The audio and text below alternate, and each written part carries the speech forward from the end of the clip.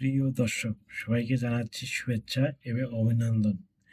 আজকে আমি আপনাদের সামনে এসেছি আর্জেন্টিনা বনাম কেপ ভার্দের ম্যাচের প্রেডিকশন নিয়ে আলোচনা করার জন্য। আপনারা জানেন 2026 বিশ্বকাপের রাউন্ড 32-তে আজকে বাংলাদেশ সময় ভোর 4টায় মুখোমুখি হচ্ছে আর্জেন্টিনা এবং কেপ ভার্দে। আর্জেন্টিনা এ পর্যন্ত বিশ্বকাপে যে 3টি ম্যাচ খেলেছে, 3টি ম্যাচই অসাধারণ খেলেছে। তাদের জাদুকর মেসি সবসময়ের মতো এবারও অসাধারণ খেলেছে। কেপ ভার্দে মূলত ডিফেন্সিভ দল। তারা গ্রুপ পর্যায়ের একটা ম্যাচও জিততে পারেনি। কিন্তু তারা রাউন্ড অফ 13-এ পৌঁছে গেছে।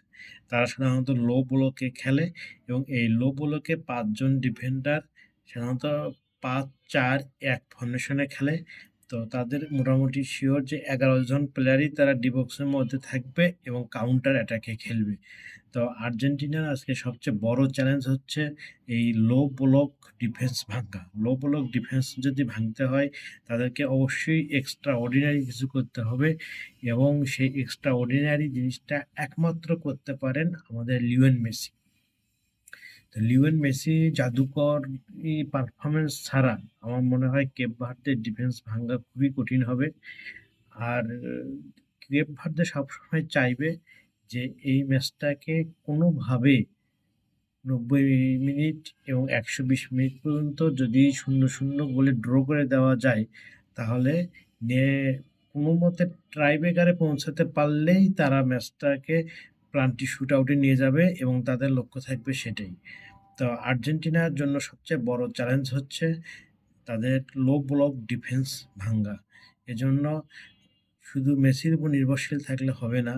তাদেরকে অবশ্যই লাউতারোকে গোল পেতে হবে এবং মিডফিল্ড থেকে ডিপল, ম্যাকঅ্যালিস্টার এরা যদি ভালোভাবে বল সাপ্লাই দিতে পারে, তাহলে আজকে কেপ ভার্দের বিপক্ষে আর্জেন্টিনার ২-০ বা ৩-০ ম্যাচে জয়লাভ করা একদম সহজ হয়ে যাবে।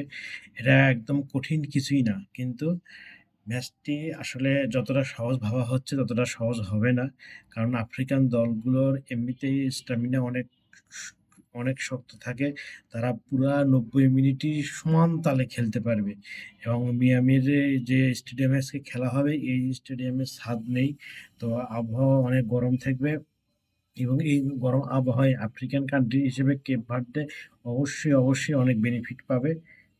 তো সব মিলে আজকে আর্জেন্টিনার ম্যাচের জন্য সবচেয়ে বেশি চ্যালেঞ্জ অপেক্ষা করতেছে এই বিশ্বকাপে। কারণ এরকম লো ডিফেন্স ভাঙ্গা খুব কঠিন এবং এজন্য অবশ্যই জাদুকরি ম্যাজিশিয়ান লিওনেল মেসির একটি অসাধারণ পারফরম্যান্স লাগবে। আশা করতেছি আর্জেন্টিনা তাদের বাংলাদেশের যে হাজার লাখ ফ্যান আছে এবং বিশ্বজুড়ে যে কোটি ফ্যান আছে কাউকে নিরাশ করবে না। আসুন আমরা সবাই মিলে লিওনেল মেসির এবং আর্জেন্টিনা দলের আরও একটি জাদুকরী পারফরম্যান্সের অপেক্ষায় থাকি।